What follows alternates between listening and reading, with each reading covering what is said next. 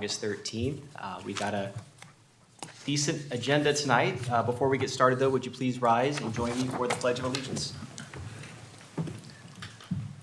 I pledge allegiance to the flag of the United States of America and to the republic for which it stands, one nation, under God, indivisible, with liberty and justice for all.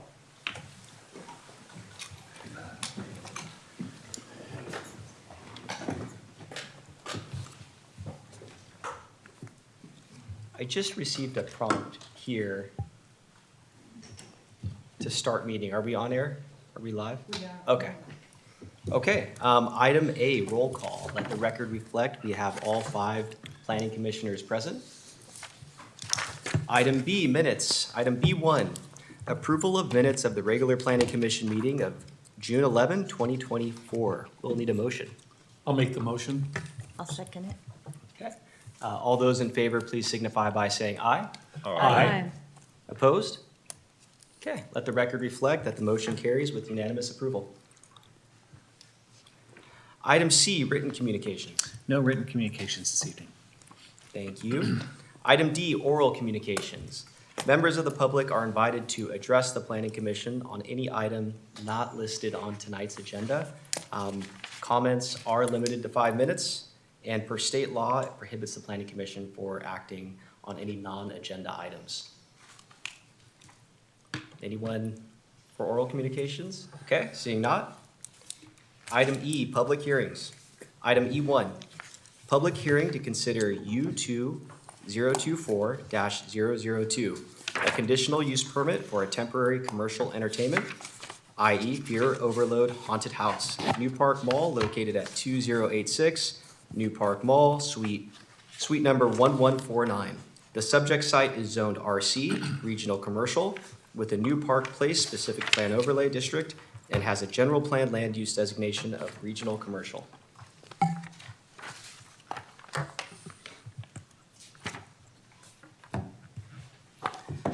Thank you, and good evening, Chairperson, Commissioners. I'm the project planner. My name is Joseph Balapat, the Associate Planner. And this project is the Fear Overload Haunted House event located at New Park Mall at 2086 New Park Mall, Suite 1149.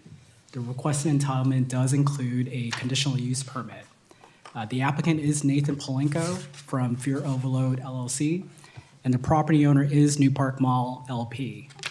Some of you may be familiar with this event. The applicant did obtain Planning Commission approval of a conditional use permit for a similar event on August 9, 2022 and June 13, 2023. Adequate security staffing was provided for both events to ensure a safe and successful event experience. So for tonight's agenda, I'll provide an overview of the project, discuss the conditional use permit, the California Environmental Quality Act CEQA exemption, a staff recommendation, and going over any questions. The site is zoned RC Regional Commercial with the New Park Place Specific Plan Overlay District and has a general plan designation of Regional Commercial. The site consists of New Park Mall, which holds a variety of commercial uses. The proposed event would operate on selected days for a total of 30 days from September 21st through November 2nd, 2024. The hours of operation would vary by day, where opening hours would be either 5 p.m., 5:30, 6, or 7 p.m., and closing hours would be either 9 p.m., 10, 10:30, 11 p.m., 12 a.m., or 12:30 a.m. The event would occupy an existing 7,504 square foot tenant space. The internal operation would consist of a walkthrough attraction that would be filled with unique Halloween-related themes.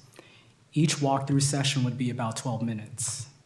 The applicant anticipates about 750 customers on peak nights and 450 customers on non-peak nights.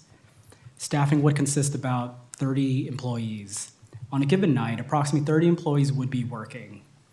Additional security would also be provided depending on the event night.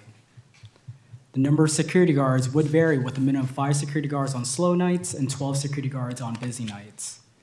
Both the employees and security guards would be trained to act in response to an emergency and would ensure a safe and efficient operation. So the mall currently has 5,000 parking spaces. The parking area in front of the former Sears building is typically underutilized, and customers would be encouraged to park along that area, shown in yellow, between 24 Hour Fitness and Sears. All in all, the mall would have reasonable amount of parking available for the event. The applicant is proposing interior improvements that includes installing wood partition walls for the walk-through areas. There will be no exterior improvements proposed. And as part of the conditions of approval, the applicant is required to submit a building permit and fire permit for the proposed improvements. So in the zoning code, an event that exceeds 3 consecutive days may be allowed with the approval of a conditional use permit, so long as the event does not extend longer than 1 month. And staff has interpreted that to be up to a total of 30 days. And that the event does not impact neighboring uses or otherwise create significant impacts. The Planning Commission shall approve or conditionally approve the conditional use permit request based on the required findings. So overall, the project would comply with the zoning code and New Park Place specific plan, in that it would be compatible with the characteristics of the surrounding area, would not unreasonably affect adjacent properties or the surrounding neighborhood, and would not impact the adjacent businesses inside the mall, as most of the businesses typically close at 8 p.m. Based on staff analysis, the conditional use permit findings for the project can be made in the affirmative. The project is categorically exempt from CEQA pursuant to the mentioned CEQA guidelines in the staff report and on the slide. And with that said, staff requests the Planning Commission to adopt a draft resolution approving the conditional use permit for the project based on the findings provided in the draft resolution. That concludes my presentation. I'm happy to answer any questions. The applicant is here for the meeting and is also available to answer any questions. And thank you. Thank you. Before we open the public hearing, we'll bring it back to the Planning Commission for any questions. Commissioner Fitz? Yes, they've operated for at least 1 year that I know of in that place. Has there been any incidents or any problems with their use, any kind of violence or any kind of people acting out or anything like that? Yeah, from what I understand, the operator has been abiding by all the conditions of approval for the use permit. With providing the additional security and staffing, you know, they always make sure and strive for an efficient, smooth operation. So yes, they've been in compliance with the conditions. Good. That's all I had. Any other questions?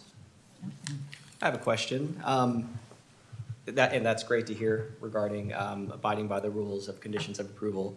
Have we heard anything from the tenants? Have the tenants ever voiced any opposition, meaning the current tenants at the New Park Mall, and even with this CUP process, has there been any feedback? I have not heard anything from the tenant. I'm not sure if the applicant has heard, but so far, no, we haven't heard anything. Fantastic. Okay, if no other questions, we will open the public hearing. Per custom, we will request the applicant to step forward, set their name and address clearly for the recorder. Hello, my name is Nathan Palenko. And Aiden, have you reviewed and agreed to the conditions of approval? I have, yes. Thank you. Any questions for our applicant tonight? Comment. Yeah, please. As Phil Fitz said, yes, I know they did it once before, and I guess it's going really well, and it gives people something to do for Halloween in a positive way, so I think it's a good thing. And following up on question from earlier, have you received any feedback from the tenants at the mall? No, there's been nothing negative or anything like that, so. Fantastic. And I agree with Commissioner Bogasich, getting the extra traffic, especially at nighttime, to get the foot traffic to support our restaurants and stores at the New Park Mall, I think is a positive thing. Okay, thank you. Thank you. Anyone else like to address the commission on item E1? Okay, seeing not, we'll close the public hearing, bring it back for any additional questions or comments. This is an item that would need a motion. I'll make a motion to approve. I'll second. I'll second. Okay. All those in favor, please signify by saying aye. Aye. Opposed? Okay, let the record reflect. Motion carries with unanimous approval. Congratulations. We look forward to having you back.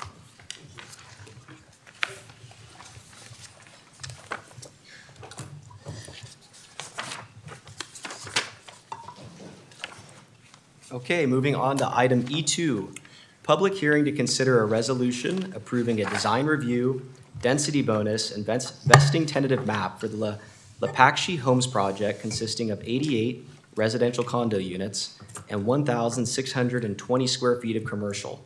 Additionally, consider a resolution recommending approval of an alternate means of compliance for the project.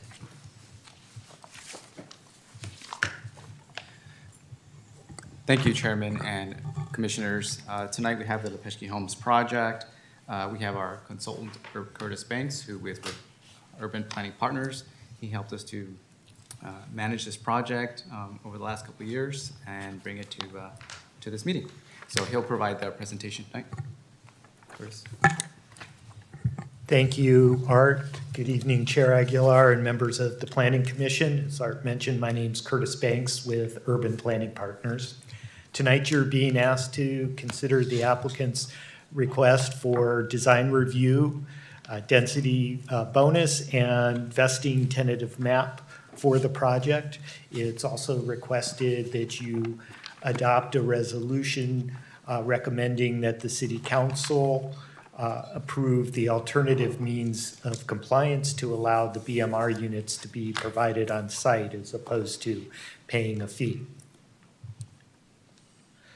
So the project before you consists of 88 units in 2 buildings. 13 of the units would be sold to low-income households. Building B, which is the smaller building on the left, is 28 units, and it would also include 16,000 square feet of ground floor commercial. And both buildings have parking with a total of 138 parking spaces between the 2 buildings. The project site is located on Thornton Avenue between the terminus of Olive Street and Mulberry Street, and the site is in the Old Town Newark specific plan area. The site currently consists of 7 parcels. 3 of the parcels contain single-family homes. You can see those are outlined, the homes are outlined on the plan, while the remaining 4 parcels are vacant. The sites combine to be 1.25 acres in total.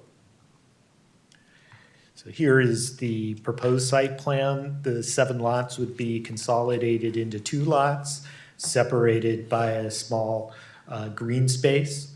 Lot 1 is the larger lot that's located on the right. It's just over 1 acre, and Building A would be located on that parcel, and that's the 60-unit building. Lot 2 on the left is the smaller parcel. It's approximately a 1/4 acre, and that building would have 28 units. The open space in between the lots is part of the public right-of-way and will be landscaped as part of the Thornton Avenue streetscape project. So the general plan and zoning for the sites is commercial mixed use. This district's intended to support a combination of office, residential, and retail uses. The project is consistent with the intent of both the general plan and the zoning. As I'll discuss momentarily, the project does require a development incentive and some development waivers from the zoning and specific plan, and I'll discuss those in a moment. As mentioned, the site's located within the Old Town Newark specific plan area. The vision for the area is to revitalize Old Town Newark as a vibrant mixed-use neighborhood with a combination of commercial businesses, a range of housing, in an area that's walkable and bikeable and has areas for public gathering. Lot 1, that's the larger lot with Building A, is an opportunity, identified as an opportunity site. And Lot 2 with the ground floor commercial is located in the commercial core area of the specific plan, which requires the ground floor commercial. The project is consistent with the goals and policies of the specific plan. I would also note the area behind the project site is, well, it's developed with single-family homes. It is designated for low to medium density residential. So now I'll summarize the applications before you this evening, starting with the design review request. And before getting into the details of some of the buildings, just a couple of general comments to start off. This is the first project that's being developed under the specific plan. As noted in the specific plan, there is no specific style that identifies the neighborhood, and the specific plan design criteria aim to build on the history of the neighborhood. Because this is the first project in the area and the importance of the project, we did work with Larry Cannon of the Cannon Design Group to evaluate the design and work with us on, and the project architect on making sure the project was consistent with the neighborhood and the goals of the specific plan. And in your staff report, some of the comments that were provided are listed. And in the staff report, you can also see some of the initial elevations that were submitted in the most current elevation, so you can see how the design of the building has evolved. So I'll start with Building A. That's located on Lot 1, the 1 acre lot. This building is 5 stories. There's a total of 60 units in this building with 125 parking spaces. 22 of those spaces are set aside for Building B. The maximum height to the top of the clock tower is 68.5 feet. The ground floor includes 5 two-story units, and that is located on the ground floor along with the lobby entrances, and there's also some parking on the first level. The second level parking garage, in addition to providing parking for the cars, it provides storage units for the, and also bicycle storage. Also above that second floor of the garage is the patio open space area for both projects. So here you can see the elevations.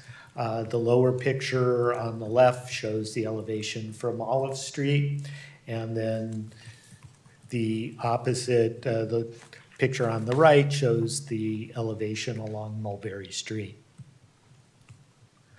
Here, I know these are kind of difficult to see, but you can see the kind of design of the outdoor area above the podium that would have seating area, some pickleball, barbecue area. There'll also be some trees and planters up here that will help provide screening both into and out of this area. And then the next to it just shows the third floor layout, which is typical of the floors above it as well. Here we have Building B. It utilizes the same architectural style as Building A. The front entrance is from Thornton, where you can access the commercial as well. This building has 13 parking spaces on the ground floor, and as I mentioned, another 22 spaces are available in the garage for Building A. And here's some other views of Building B from Olive Street and then along the west side. Here you can see the ground floor, so the commercial area and the parking, and then a typical floor plan above. So both buildings are set back from the rear property line. There'll be an 8-foot tall masonry wall along both property lines. Along the rear of property line of Building A, they're proposing a combination of cypress and ginkgo trees, which can grow pretty tall in the 50-foot or so range. And as mentioned, there'll be some planters on the rooftop garden to provide some additional screening. Along the rear of Building B, there'll be some Oklahoma redbuds planted to provide some screening. And with that, the applicant has worked extensively with staff and the consulting architect to refine the design, and it's recommended that the Planning Commission approve the design review permit for the project. The project complies with most of the standards in the zoning code and specific plan, but it does vary from a few of the standards. You can see them listed on this slide. Under state law, because of the amount of low-income housing being provided, the project is entitled to one development incentive and an unlimited amount of development waivers. An incentive could be a reduction in development standards, a modification of the zoning code or architectural design requirements. And then waivers are standards that would have the effect of physically precluding the construction of the development. So the incentive requested is allowing the residential on the ground floor as opposed to requiring it to be set back further. Also, waiver regarding the visibility triangle, which has been reviewed by staff because of the configuration of the intersection. Having a reduced visibility triangle in there would not create any safety impacts. They are asking to allow the height of the wall to be 8 feet as opposed to 6 feet, just to provide some additional privacy, and then a slight reduction in the width requirement for the commercial space. So it's recommended that the commission approve the density bonus and incentive waivers that are requested. Newark's discuss next the affordable housing. Newark's affordable housing program requires that developers pay an impact fee to preserve or increase affordable housing in the city. As an alternative to paying the fee, a developer may provide on-site affordable units. That's what the applicant is requesting to do in this case, in lieu of paying the fee, which would be just under $2 million. So the developer is proposing to provide 15% or 13 units for low-income households. There's also, as part of that, there would be an affordable housing agreement that outlines the requirements of the city and the requirements of the developer. And that agreement is administered by city staff with some assistance. So the 13 units, low-income households are 80% of the median income. 11 of the units would be located in Building B, 2 of them in Building A. 11 of them would be one-bedroom units, and there's two two-bedroom units. They would be the same as the other units provided in those buildings. Here, this chart's a little challenging to see, I understand, but we wanted to give you some sense of what the price of the units could be sold for. This is an approximation at this point. It would be determined at the point that the units are ready for sale. But the one-bedroom units, based on a two-person household size for a one-bedroom unit, would be approximately $294,000, and then the two-bedroom would be approximately $334,000. That's assuming a three-person household. Again, those would be determined at the time the project is ready for occupancy. So it's recommended that you make a recommendation to the city council to approve the program as proposed. Lastly, there's a vesting tentative map that would combine the 7 parcels and the 2 lots that would be separated by the open space at the end of Olive Avenue. The map complies with the city standards for subdivision, and it's recommended for approval. Lastly, I'll go over CEQA. When the specific plan was adopted, the city also certified an addendum to the general plan EIR, which analyzed the environmental impacts of the specific plan. The analysis determined that the specific plan would not result in any new or substantially different or more severe environmental effects that was already disclosed and analyzed in the general plan EIR. A review of this project has determined that it would not result in any more impacts than those previously identified, and the project is therefore qualifies for exemptions under CEQA. So in conclusion, tonight it's recommended that the Planning Commission take the following actions: approve the design review density bonus, investing tentative map for the project, and also adopt a resolution recommending the city council adopt the alternative means of compliance, allowing the BMR units to be provided on site instead of paying a fee. So that concludes the staff report. Could answer any questions you have, and also the applicant has a brief presentation as well. Thank you, Mr. Banks. Before we open up the public hearing, I'll bring it to the Planning Commission for any questions or comments. I did have some questions. Please. Hi, my name is Julie Del Catoncio, and I did have a few questions. One of them is regarding the affordable housing units. You mentioned that there would be 13 that individuals could purchase. If they sold those, would that be sold back to the program, or how does that work? So part of the agreement contains a process for how that would work. The equity that they gain at the time of sale would be split between the city and that owner. And also the units would have to be sold, assuming it's within the 45-year period of the agreement, it would have to be sold to somebody that qualifies as low income. So it would remain low income for the entire 45-year period. Okay, thank you. I did have one more follow-up to that, because we're talking about 13 units, and there's going to be, I'm assuming, a plethora of applicants. How would we determine, or how do you propose that it would be determined who would obtain those? Would it be first come, first serve, or a lottery? How would that work? So I will pose that question. The council can provide you some feedback on that. Yeah, and I'll start off. I'm Stephen Turner, Community Development Director.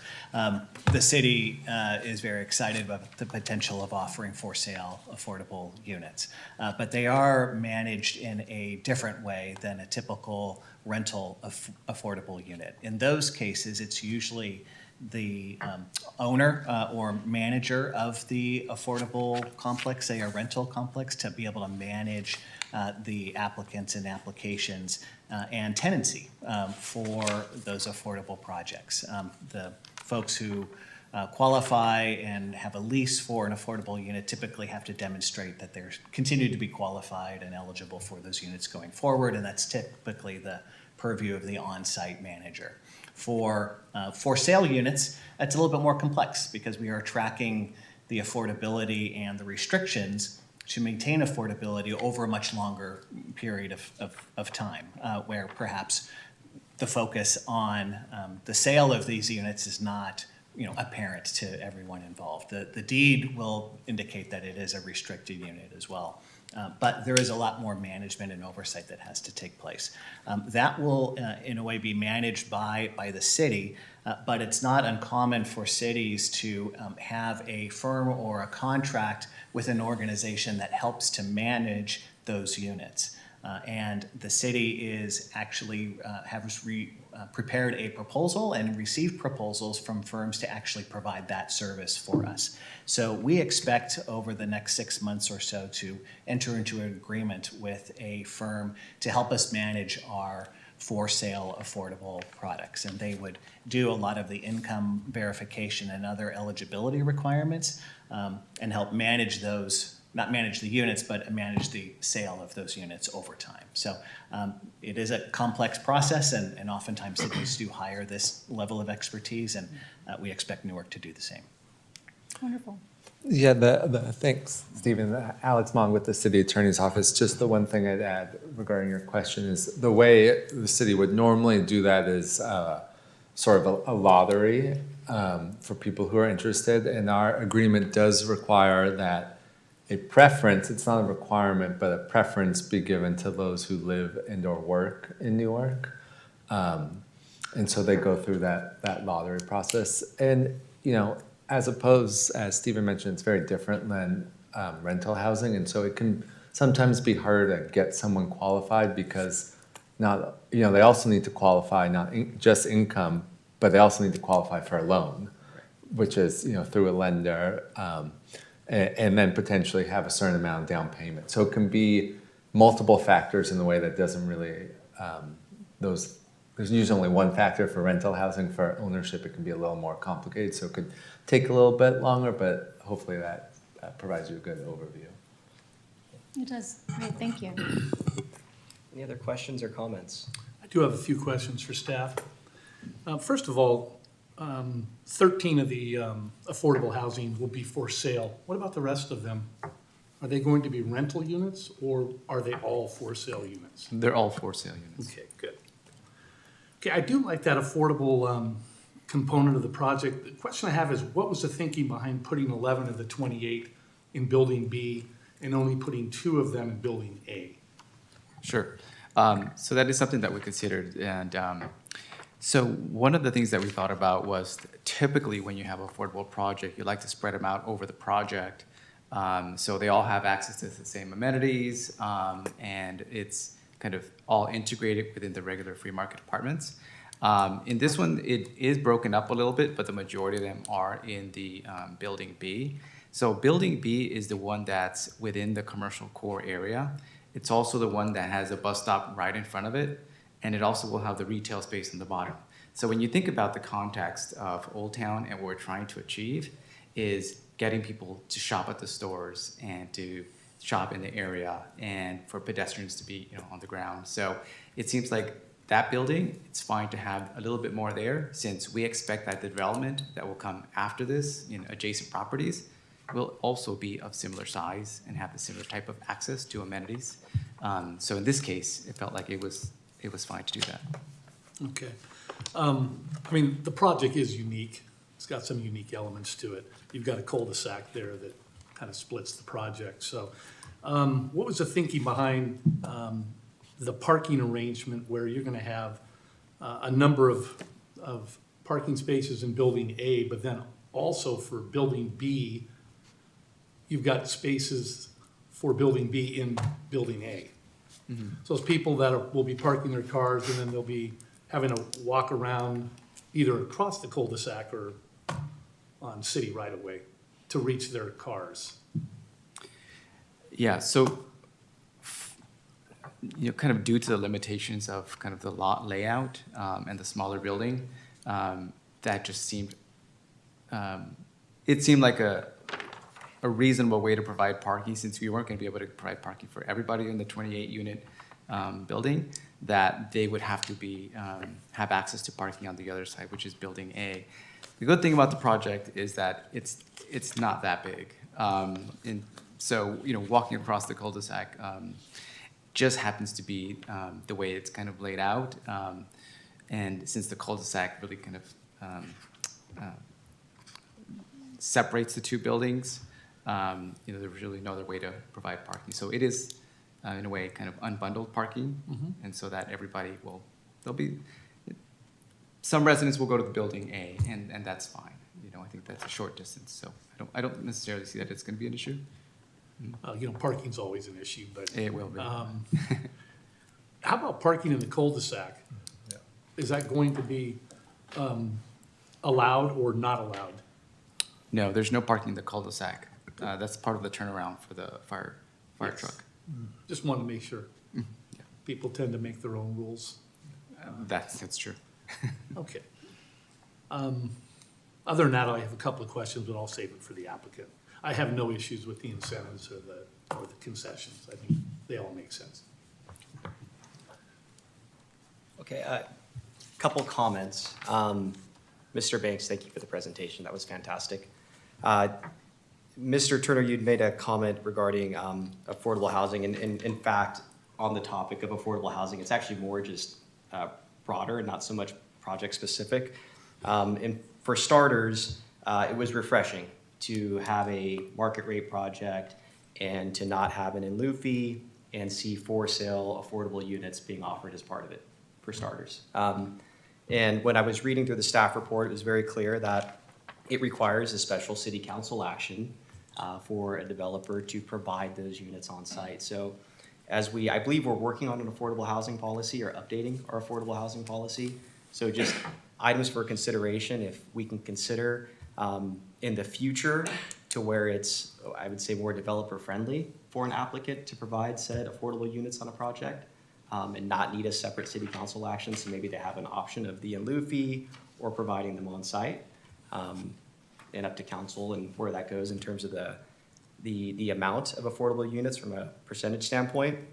And then separately, because right now, it would be nice if we had some type of policy that stated that the affordable units were equally distributed amongst the plan types or bedroom counts.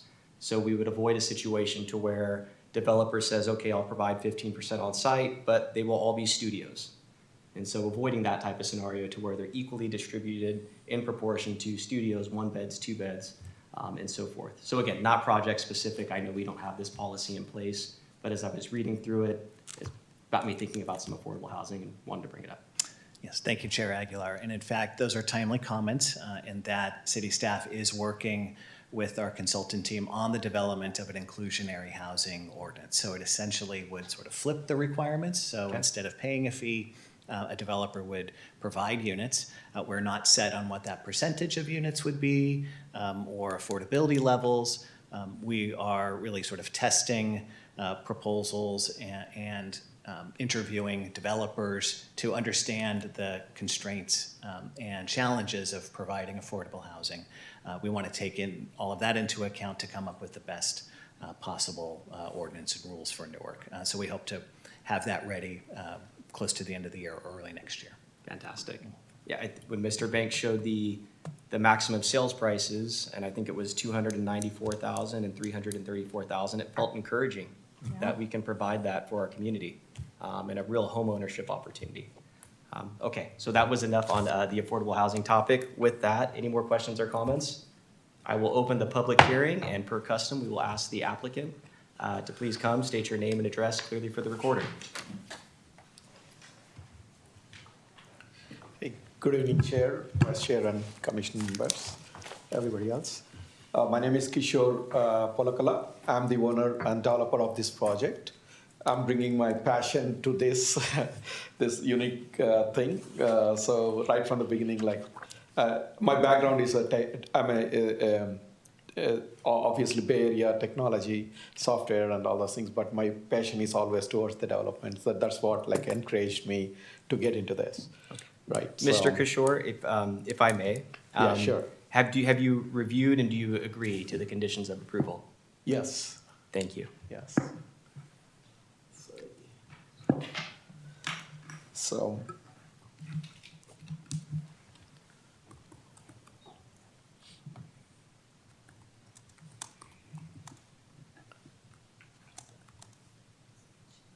excuse me.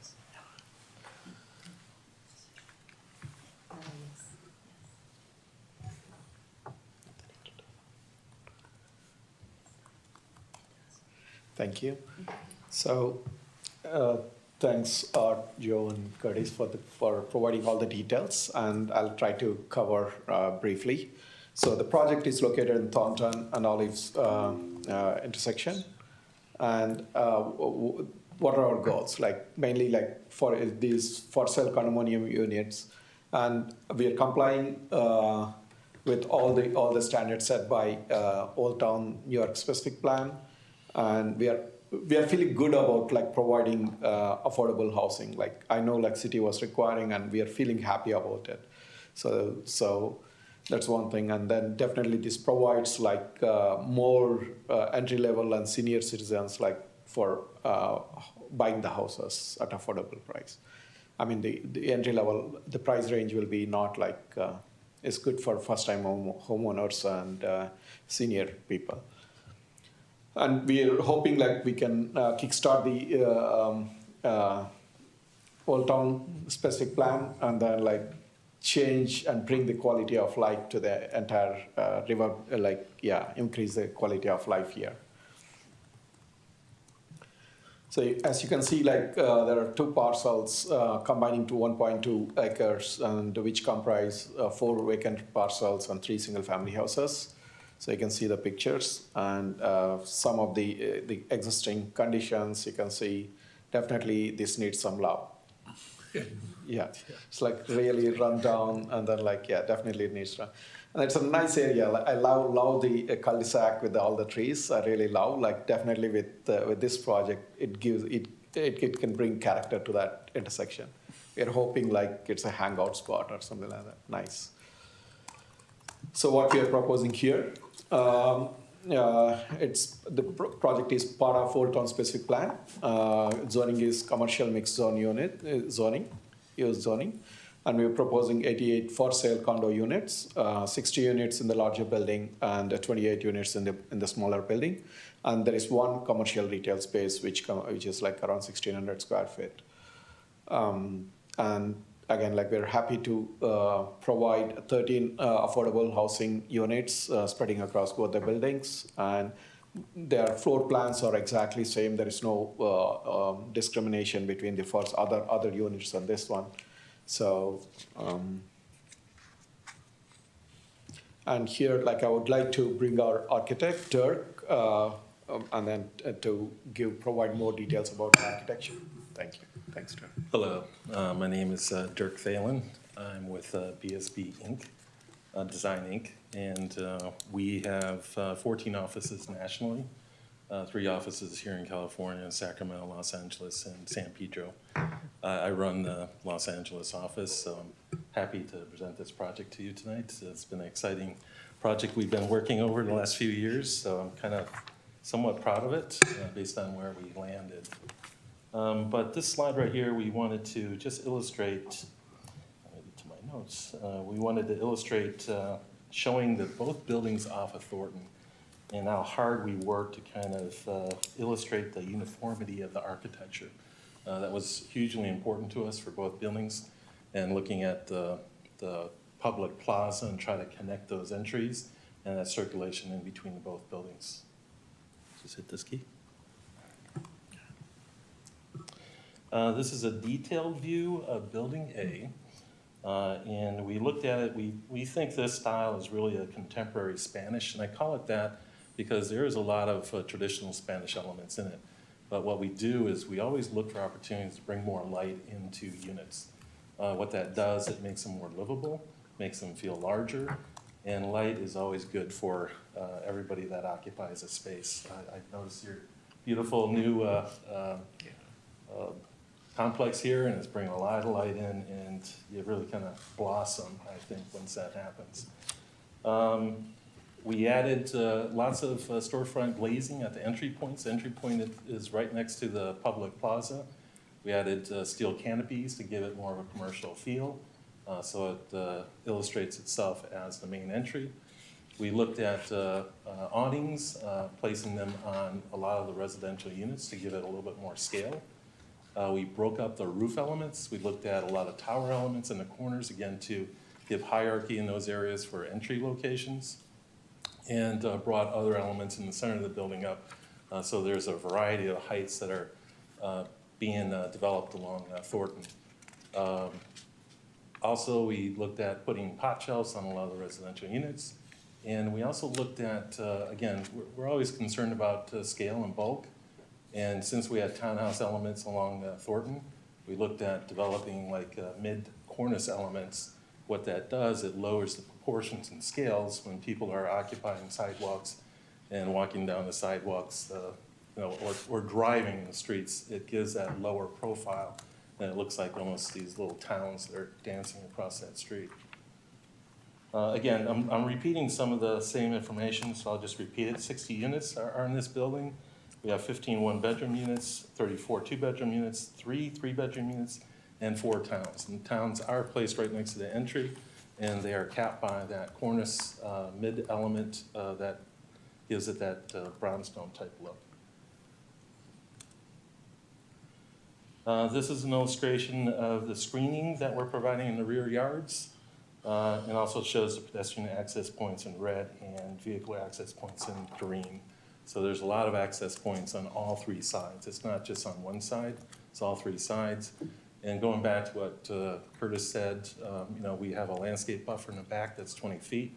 We also looked at trying to bring the building back and create that large courtyard, which gives us those other opportunities to create additional screening. So it's like a dual screening concept in the rear yard. This is the ground level parking plan. Again, the access points we're repeating for vehicular access in green. Those are the points of access. So you're coming on Olive and you have access on Thornton. The blue elements are the two-story towns, which face out towards Thornton. And we strategically placed them there because, again, we want to hide that edge of the garage. We don't typically like to just fake the edge of the garage. We want to put units and wrap it. So it looks residential and it has those scales and proportions.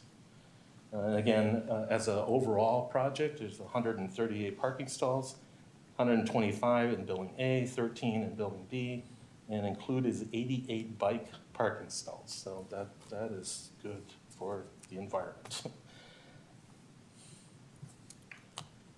This is the typical level of parking. All the parking's in gray. Everything that you see that's kind of a purple and or a beige, those are the lobby locations and a vertical access that goes up to the residential units above. And we strategically, again, placed the amenity space in the corner to highlight the entry points adjacent to the landscape plazas and to provide those connections between building A and B. And then we also lined the townhouses, the second floors of the townhouses to, again, hide that parking garage and provide those scales that we're looking for against the property line.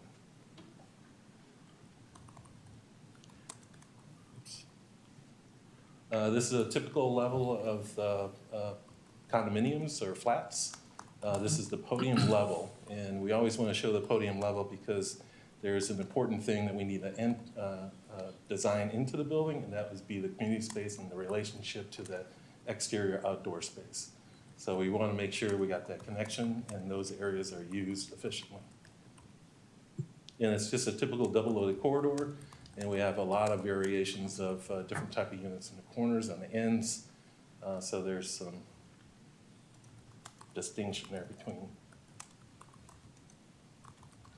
This is your typical building level. Again, this would be at your second and third levels above the podium. Again, this would go up to the fifth level.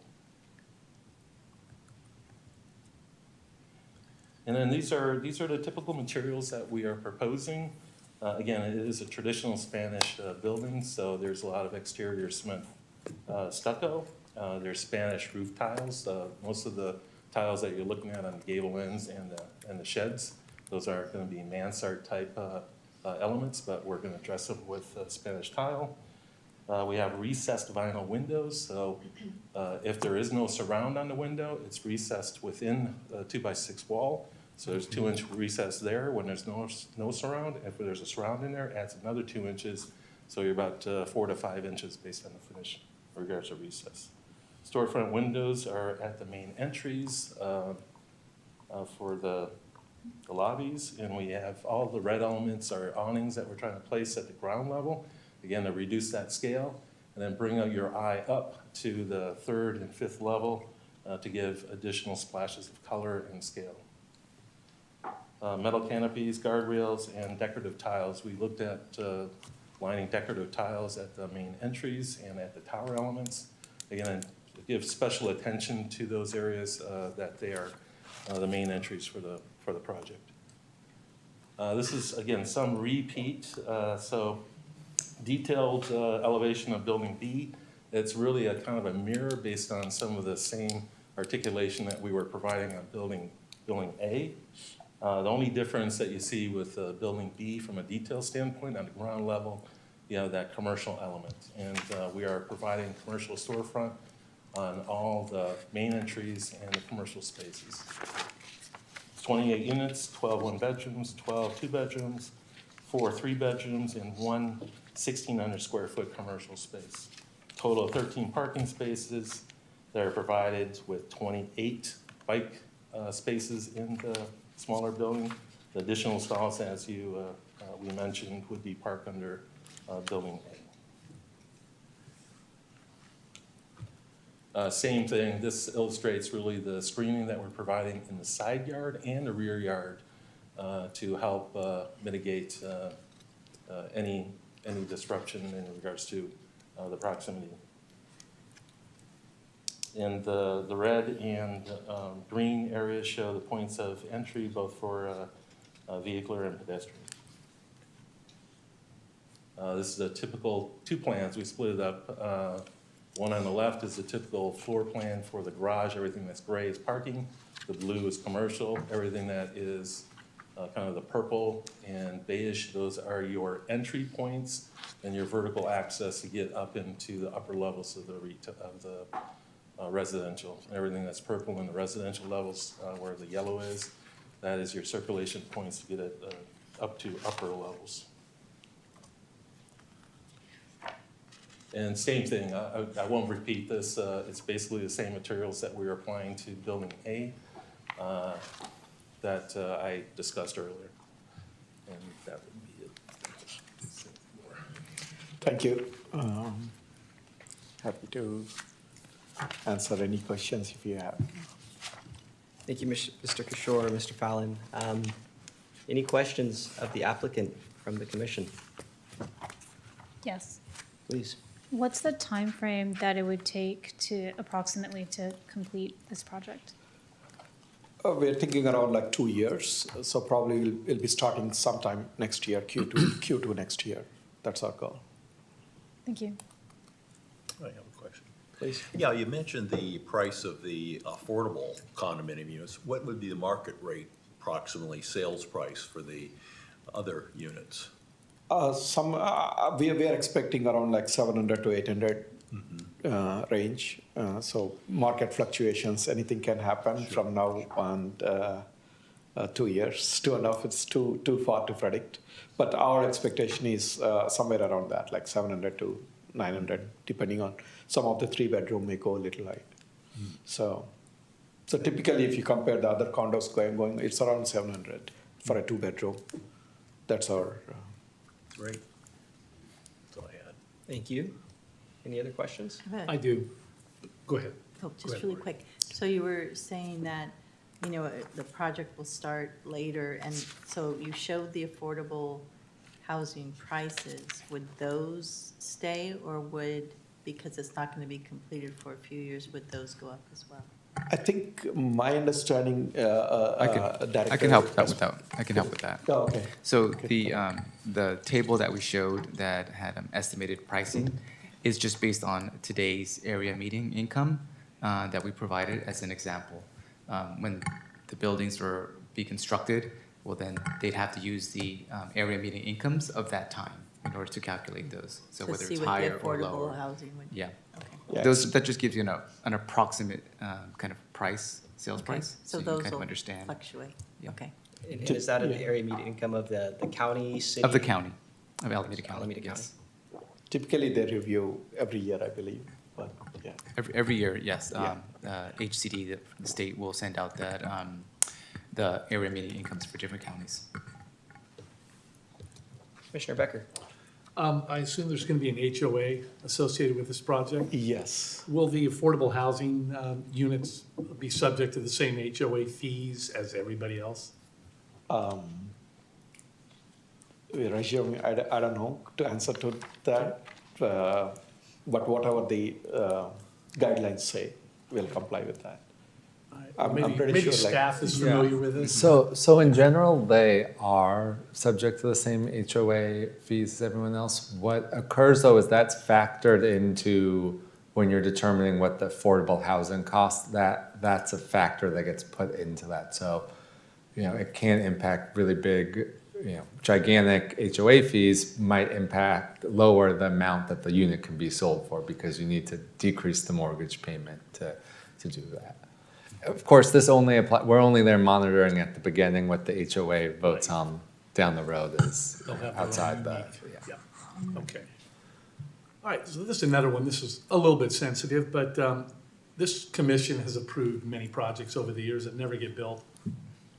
So I guess my question is, do you plan to actually build this, or Yes. will you flip Yes. it once you get an entitlement? I would What are your love to- plans? No, because I came into this, leaving my technology background just to go through this journey. So I'd love to experience that.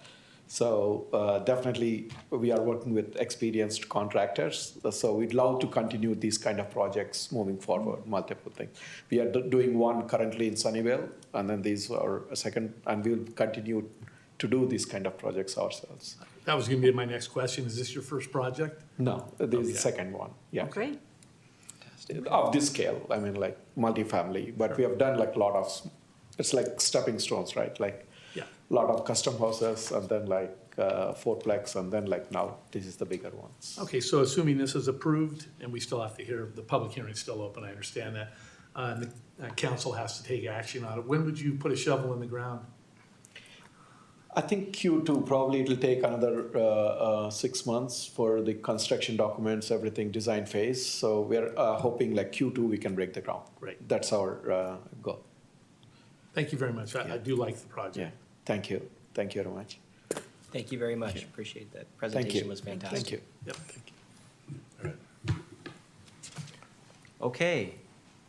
Anyone else wishing to address the commission regarding item E2 tonight?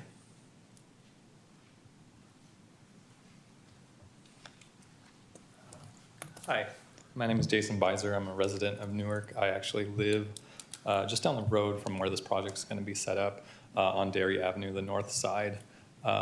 Mostly my concern is revolving around what considerations have been made, if any, on the additional traffic to the area based on the addition of what will probably be 200 or so residents at minimum added to the area, given that there's only one entry point to the structure, both structures actually on Olive Avenue, which is a cul-de-sac, for instance. No other roundabout way of getting to there other than through Magnolia Avenue, or sorry, Sycamore, or through Mulberry, which I'm directly in between.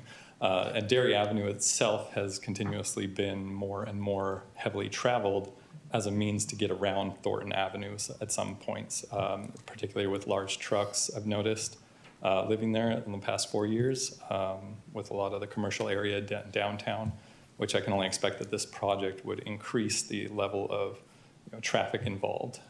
And if that's been taken into account, an additional wear and tear to kind of facilities in that way, like road work, the sewer, power, all that. Thank you, Mr. Beiser. You bring up a very relevant topic. We'll push it to staff to address if we can. Sure. And so, yeah, good question. Obviously, the project will have, like you mentioned, a certain number of residents, which will create additional traffic for the area. As part of what we did for the Old Town specific plan, I'm not sure if you're aware of it, but along this area of Thornton, we're trying to invigorate some of the commercial stores there. We're hoping to help to not only revitalize the area in terms of retail, but also include residential to help aid the retail. So we do expect residential to go there. We do expect other projects to come in, hopefully. And what we're going to do as part of this overall specific plan is, with the understanding that there's going to be more traffic in the area, they're going to redo all of the Thornton area as part of a streetscape project, which is going to really, there's a couple of ways you can look at this. The streetscape project is really going to narrow some of the roads there, which is going to cause some of the trucks to probably want to go a different way, because we have an issue on Thornton with the trucks kind of cutting through from 880 to 84. So the road is going to be kind of put on a road diet. So the complete road is going to be redone. One lane. One direction each for in the bike lane It'll addition. be on one lane, right. And there will be bike lanes, there will be landscaping, there will be larger sidewalks. So all these things are being done in order to help that area, be more vibrant. So in terms of this project, yes, it'll be 88 units and the residents to come along with it. But when you think about kind of the patterns, typical patterns of residential, people will go along Dairy, or I guess the other way, to come through Olive to enter these properties. That's where the entrance is. But the exit, at least for the main building, which is where the majority of people will be, will exit onto Thornton. So you'll have kind of an exit and a right only, right? And so if you think of the patterns of residential, a majority of people who will be going to work will be typically around the same time in the mornings. But when people come home, the pattern of those people coming home will be at different hours. So it won't be like a lot of traffic coming in at the same time on Olive. So it won't seem as much as you would probably think. It'll be at various times. But given that it's 88 units, it's probably not going to be as much traffic as you would think. And then I guess my question would be, was there any consideration to put an entry on Mulberry where there's already a kind of a commercial corner there and could allow for, because Mulberry isn't open-ended on both ends, that it would allow for multiple points of access for these residents to approach an entry point for the structure? So the issue with Mulberry is that, when you're driving down Thornton, you have a median on one side. So when you're driving down Thornton and you're going to make a right onto Mulberry, if you're going to make a right and then make a left into an entrance there, it creates kind of a conflict area, and you'd also have a backup of traffic on Thornton. So that's probably that was discussed in the beginning, but because of that potential to back up on Thornton, which is a major thoroughfare, that was not considered anymore. And so that's kind of the reason of that. And Mr. Interiano, in addition to Mr. Beiser's question, he'd kind of started with what research or analysis was put into traffic and circulation. And specific to this project, maybe a little bit of feedback on the general plan EIR, the addendum to the general plan EIR, the vehicle miles traveled analysis, that those were all Sure. things looked into, correct? Sure. In terms of a professional Sure. consultant looking at traffic patterns? Yes, so there was an analysis done. And so yes, as part of the Old Town specific plan, there was a certain number of traffic that was contemplated as part of that, and that would not cause any significant impacts. So essentially this project, when it comes in, because it's only 8 units and other projects that come in, that traffic amount that is going to be coming in with other development projects has already been contemplated and analyzed, and shown that it's not going to be a significant impact. Now that's per those analyses of those plans, but in terms of when you live there, of course you're going to see more traffic, right? You're going to see more people coming in and out, but at least we feel that per those analyses there won't be like a conflict, kind of like the one I was explaining where you drive down Thornton and there's kind of a backup traffic in any certain direction or intersection. All those things were looked at during those analyses. So it's not expected, but. Well, I guess that still adds, a little to my concern. I guess my overall opinion of the project is I'm excited about it. It's unique in the ways that there's been nothing else really in that area that's been ever done like this before. So I'm not opposed to it. My general concern is the surrounding area has just been so single story, single residence for the most part. And then this is bringing kind of the complete opposite in a larger quantity than I think most areas of Newark have even seen before. So there's going to be a bit of a culture shock there. But ultimately, I guess, with the constriction of Thornton Avenue down to a one lane each direction expected, that puts more pressure on the surrounding streets, aka Dairy Avenue, and potentially some others to be, roundabout ways for people that are still kind of transiting from Thornton to 880, and even who want to bypass maybe 84, going Thornton to kind of get southbound 880 access, and the expected kind of congestion that would bring to the overall area. Yeah, and just to let you know, when we were having these community meetings for the Old Town specific plan, we did hear those comments. They're like, well, if you're gonna, have like a slower traffic on Thornton, then people are gonna try to go around it. So they're just gonna, cut through streets and go on Dairy. So, our engineering department will be looking at that. We'll be looking at those patterns and seeing how we can address that if that does begin to happen. I know we had, during those community meetings, some people asked, well, can you put road bumps, and other things like that. We're like, well, let's wait for that to happen because we don't have that happen yet.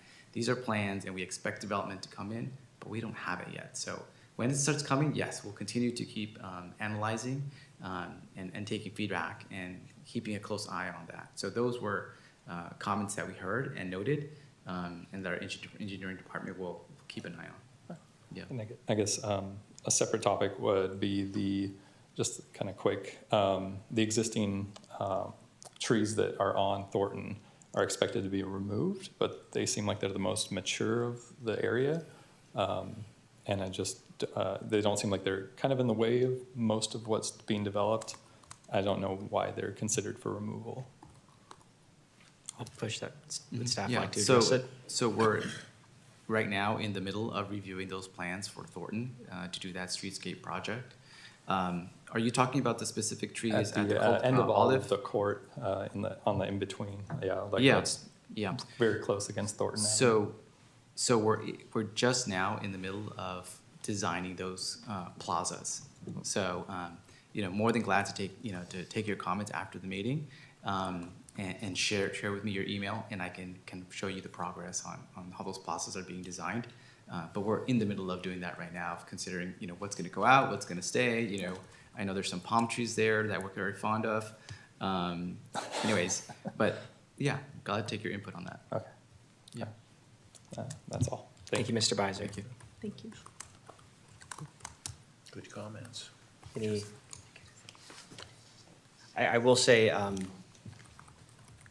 well, are there any other comments regarding the public hearing? Okay, seeing not, we will close the public hearing.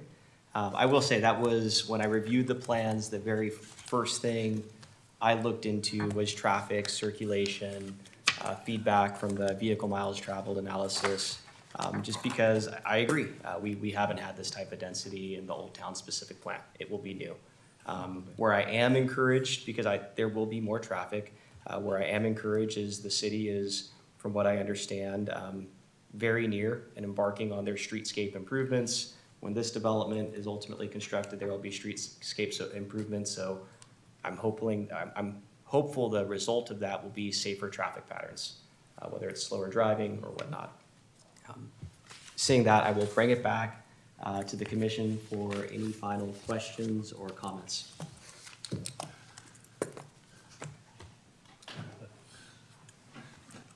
I think it's a great project. We've been working on getting Old Town upgraded for many, many years. A lot of things have come and gone as far as proposals and types like this, but I think this kind of could be a catalyst to start turning that area around and upgrading it to make it a substantial destination, urban place to go visit with, especially with the streetscaping going on. I hope the streetscaping goes, what's the time frame on that? On the streetscape project, we're hoping to start construction summer of next summer. Okay, so it could be in tandem, this thing could be developed while we're doing the same thing with the Potentially. streets. Anyway, I like the project and I support it. I have a question, just when he was talking about more trucks going through to avoid other areas. I noticed there's some signs that say no through trucks, because I know a lot of people use the Waze app to avoid, like Lido's become really, really popular during commute hours to avoid Newark Boulevard and the lights there. They just come down Cedar, get on Lido, and then get on Jarvis. But that's just during certain commute hours that you can find that it's really heavy. But I've also noticed there's some signs that say no through trucks. I mean, is that something that could be done for trucks that are trying to avoid and go through the residential area? Yeah, we're currently looking we're reviewing the policy for truck routes, specifically on Thornton. That's something that we talked about during the Old Town specific plan. So we're looking to remove Thornton from being a truck route, but that's still being reviewed by some of our traffic engineers. Yeah, but that's something that we'll take a look at and see those signs. Yeah. Other questions or comments? I do have a comment. Please. I just also wanted to thank everyone for your presentation, especially for bringing the idea and the notion of inclusionary housing by way of affordable housing units that people could actually own in addition to renting. So I think that will also help our community as well. So I wanted to thank you for the presentation. Thank you. Okay. I would also like to state that it's exciting that we will have effectively, potentially, our first development in the Old Town Newark specific plan. As it relates to that, yes, it is a dense project, but on the other hand, it is compliant with our general plan, it's compliant with our zoning, our specific plan design review standards. It's an opportunity site listed on our specific plan. So as you kind of go down the list of what we approved in 2021, it checks a lot of those boxes. On this item, we will need a motion. Just real quick. Please. I may have missed it. Did the applicant agree to the conditions in the resolution? Yes. I'll make the motion to approve the resolution. I'll second. Okay. We have a motion and a second. All those in favor, please signify by saying aye. Aye. Opposed? Okay, let the record reflect the motion carries with unanimous approval. Congratulations. A big project. Yeah. Ooh, good piece of work. Okay, moving on to item F, staff reports. Thank you, Chair Aguilar. No specific staff reports, but I do want to say it's nice to be with the Planning Commission again. It's been a few months since we've been here. Behind the scenes, there is a lot going on. So although we don't have many public hearings or presentations in front of the Planning Commission for the past couple of months, we have been pretty busy.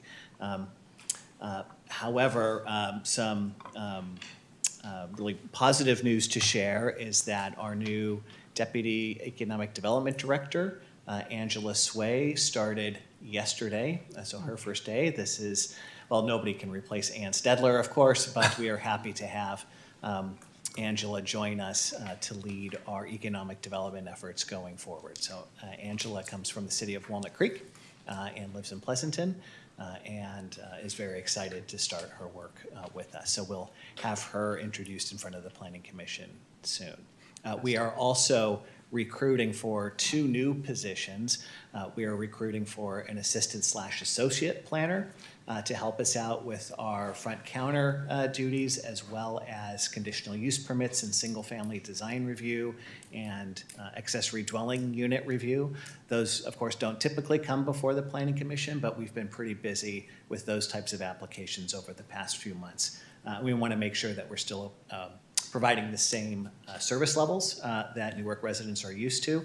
And so it will be helpful to have a full-time staff member that is focused on those types of applications. We're also recruiting our very first affordable housing policy and programs manager. So this, as you know, will help us support and implement our housing element of the general plan.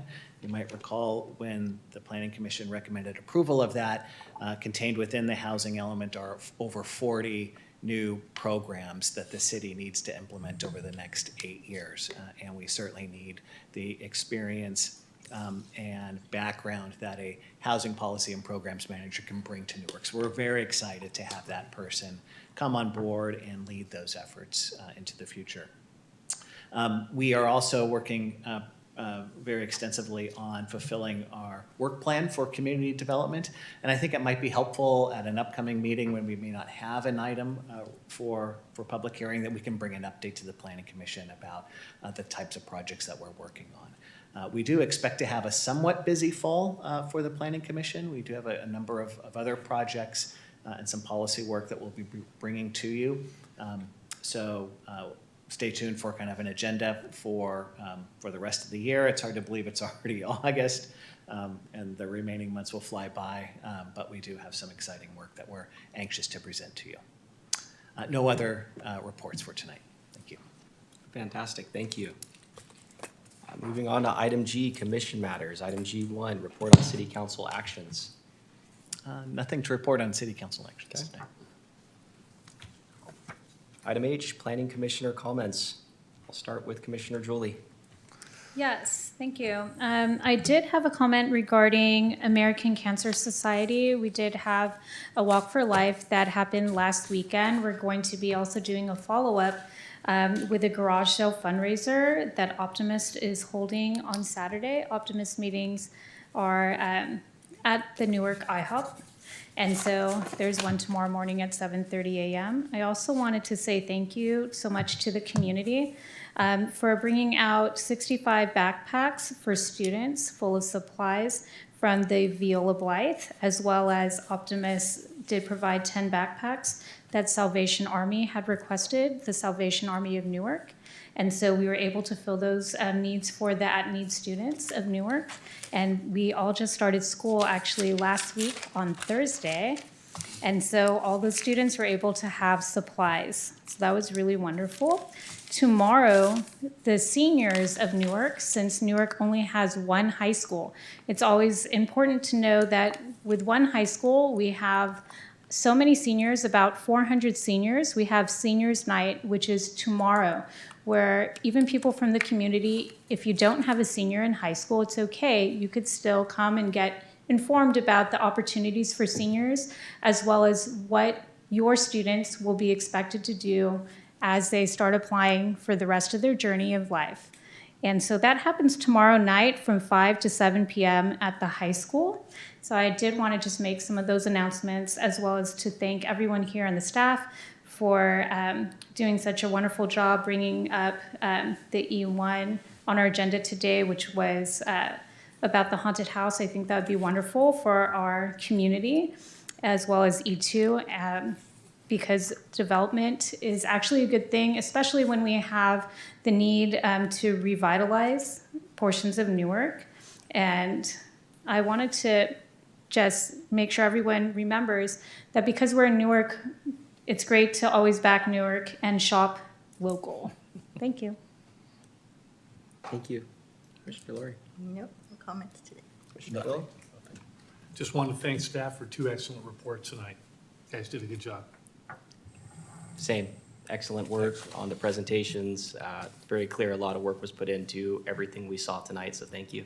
Years of work, right? Yeah, right, right. So with that, the meeting is adjourned.